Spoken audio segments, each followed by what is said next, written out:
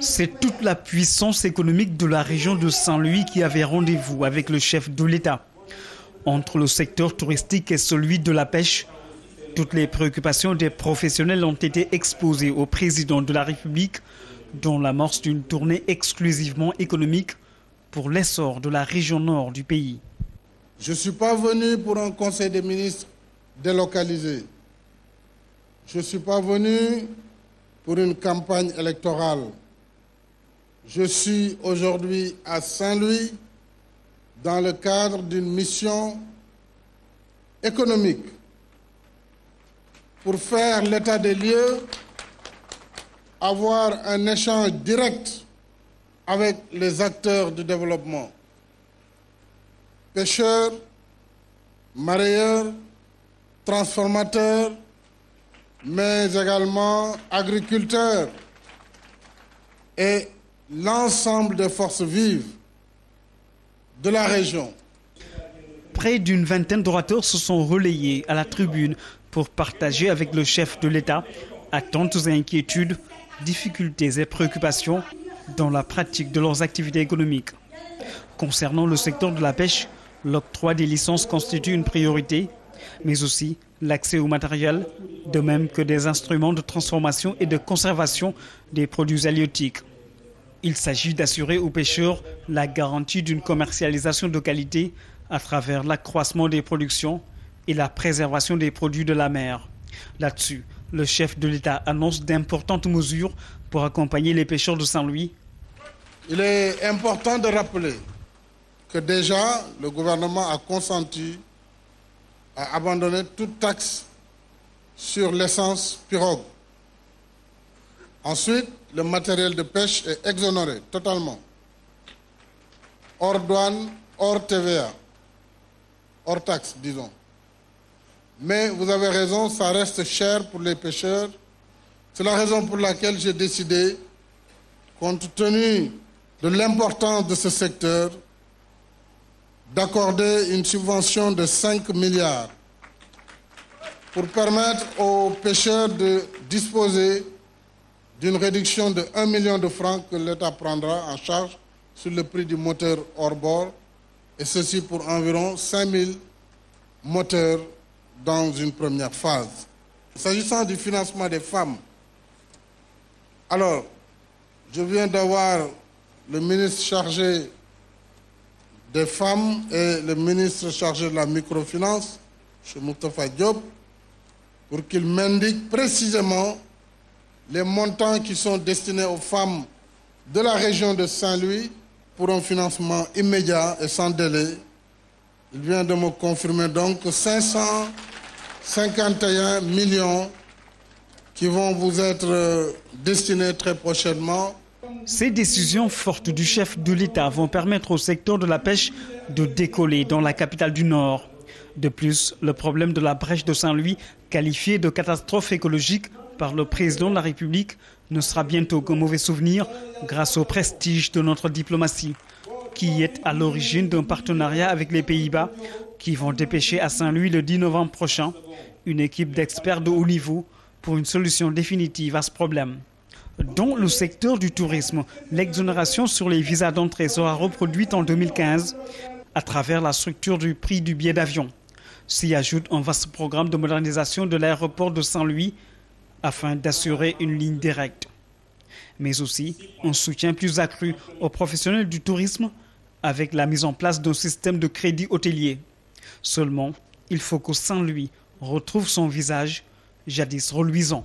Je voudrais dire au maire de Saint-Louis que je suis prêt à engager une opération coup de poing à partir de maintenant pour rendre la ville de Saint-Louis beaucoup plus propre, beaucoup plus sûre et que également le projet Ville Verte puisse tenir compte des villes touristiques comme Saint-Louis, comme Saly, Ziguinchor, pour bénéficier de ce programme de pavage, d'éclairage par voie solaire, mais surtout de salubrité afin que les touristes puissent être attirés. On ne peut pas avoir une vocation touristique et avoir une ville dans cet état. Ce n'est pas compatible. Toutes les préoccupations des acteurs économiques de Saint-Louis ont ainsi été prises en charge par le chef de l'État, qui a également appelé les pêcheurs à utiliser les nouvelles technologies de navigation maritime, le GPS et le gilet de sauvetage afin d'éviter les accidents tragiques en haute mer. Il les a aussi invités à s'inscrire dans les mutuelles de santé pour bénéficier d'une couverture maladie universelle, socle de la protection sociale. Hier, la ville de Saint-Louis a vibré au rythme de l'inauguration du stade qui porte désormais le nom de Mawade Wade, figure emblématique du football africain et mondial. L'infrastructure a été réhabilitée grâce au financement de la Chine pour plus de 2 milliards de francs CFA et une station de traitement des eaux usées adjacente au stade, financée par l'État du Sénégal à hauteur de 500 millions. C'était la fête hier dans la vieille ville. Papiram Biguendiaï. Par cet acte symbolique et historique, Saint-Louis retrouve la fierté d'une grande ville de football. Cette ville qui a révélé l'emblématique El Hadji Ousseynou Diouf, double ballon d'or africain, héros d'une Coupe du Monde en 2002, symbole d'une génération de footballeurs talentueux, qui a écrit l'une des plus belles pages de l'histoire du football sénégalais. Aujourd'hui, il soutient la politique de développement du chef de l'État. L'infrastructure réalisée grâce à l'appui de la République populaire de Chine est un bijou à entretenir, à préserver pour le rayonnement du football saint-louisien. Ce stade qui porte désormais le nom de feu Mawade Wade est devenu l'emblème de la ville puisque son parrain était un monument du football sénégalais, africain et international. Mieux honneur ne pouvait être mieux rendu à notre regretté frère et ami que de donner à son nom cette belle œuvre architecturale, ce temple de football, cette belle et noble discipline sportive qu'il a fait connaître au monde entier, à laquelle il s'est entièrement donné.